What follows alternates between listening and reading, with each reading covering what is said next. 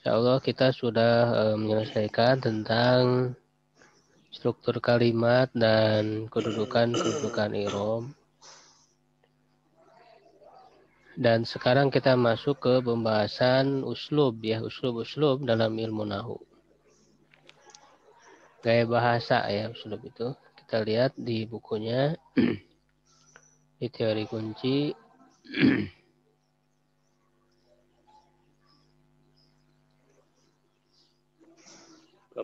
halaman 195. Uslub atau gaya bahasa dalam ilmu nahu.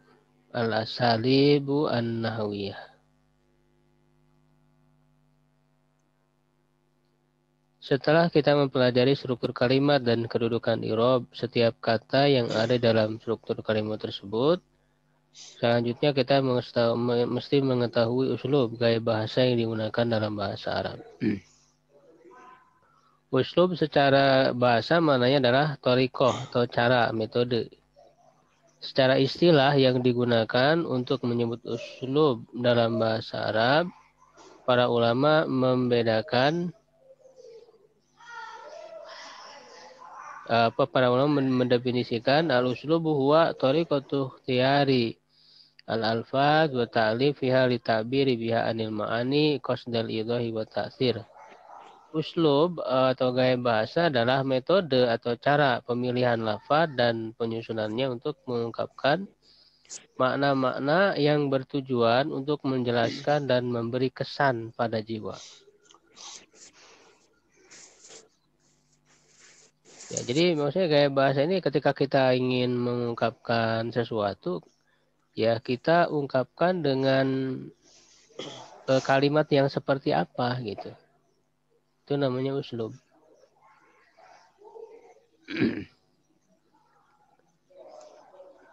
Uslub atau gaya bahasa dalam bahasa Arab sangat banyak dan beragam dan ini merupakan keistimewaan bahasa Arab dibanding bahasa yang lain.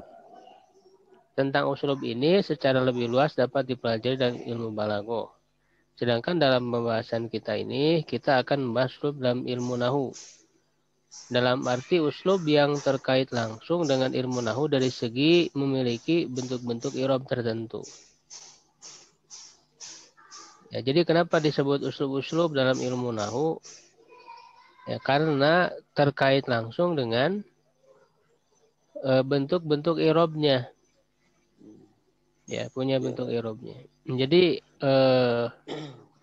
fokus pembahasan dalam ilmu nahu ini adalah dilihat dari sisi i'rabnya. Jadi ketika kita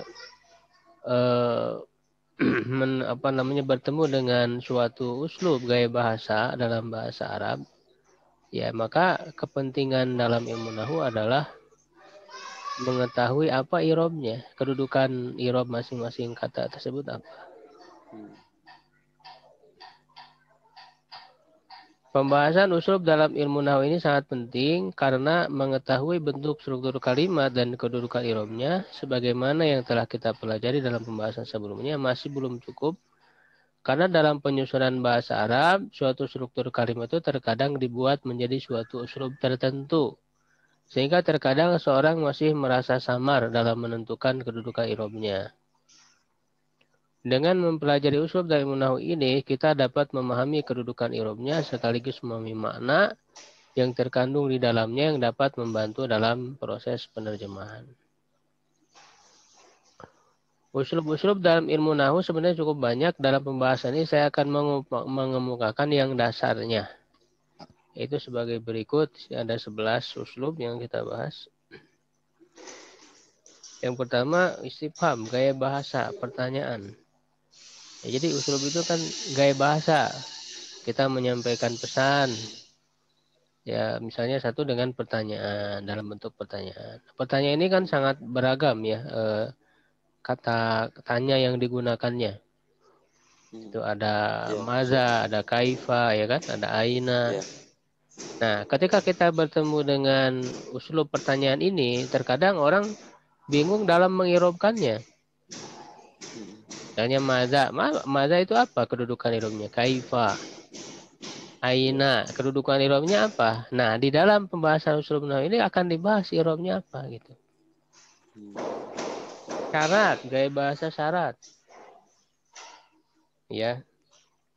Misalnya man jada wa jada ya, siapa yang sungguh-sungguh pasti dia berhasil. akan berhasil. Nah, man itu kan syarat. Nah, bagaimana cara mengirobkan syarat? Iya. Belum Nah, paham itu ya. masih samar-samar orang untuk mengirobkannya. Walaupun dia sudah tahu kan tentang mubtada, khobar, fa'il ya, naibul fa'il, maf'ul bi, fa'il mutlak, hal tamyiz dan seterusnya, dia sudah tahu. Tapi ketika untuk menerapkan ke dalam usul-usul ini kadang masih samar-samar. Apakah ini mubtada, apakah ini khobar, apakah ini maf'ul bi?